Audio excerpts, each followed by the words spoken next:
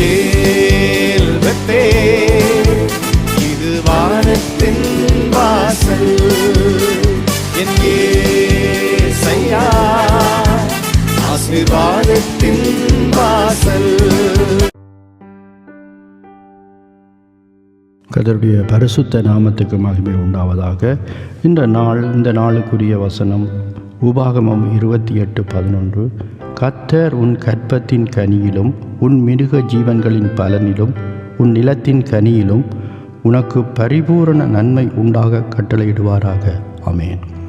இந்த வார்த்தையின்படியே இந்த நாட்களிலே கர்த்தர் இந்த நாட்களிலே நீங்கள் கற்பத்தின் கனிக்காக காத்து கொண்டிருப்பீர்களாக இருந்தால் கர்த்தர் உங்களை ஆசீர்வதிக்கப் போகிறார்.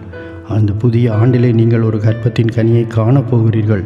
கர்த்தர் நிச்சயமாகவே தன்னுடைய வார்த்தையின்படி உங்களை நிறைவாய் ஆசீர்வதிப்பார் என்று சொல்லி நீங்கள் விசுவாசியுங்கள். கர்த்தரை நம்புங்கள். கர்த்தரை விசுவாசித்து காத்திருக்கிறவர்கள் வெட்கப்பட்டு போவதில்லை என்று வேதம் சொல்லுகிறதன்படி கர்த்தர் உங்களை ஆசீர்வதிப்பாராக. அன்பின் பரலோக பிதாவே, உங்களை நன்றியோடு துதிக்கிறோம். இந்த நாட்களிலே ஆண்டவரே, உங்களுடைய பிள்ளைகளாகிய யாராக இருந்தாலும் கற்பத்தின் கனிக்காக காத்திருக்கிறார்களோ ஆண்டவரே, அவர்களை நீர் ஆசீர்வதிப்பீராக. அவர்கள் கூடிய சீக்கிரத்திலே உம்முடைய நன்மையை பெறவும் ஒரு கற்பத்தின் கனியை பெற்றுக்கொள்ளவும் கர்த்தர் கிருபை செய்யும்படியாக ஜெபிக்கிறேன். இயேசுவின் நாமத்தில் ஜெபிக்கிறேன் ஜீவனுள்ள நல்ல பிதாவே, ஆமென்.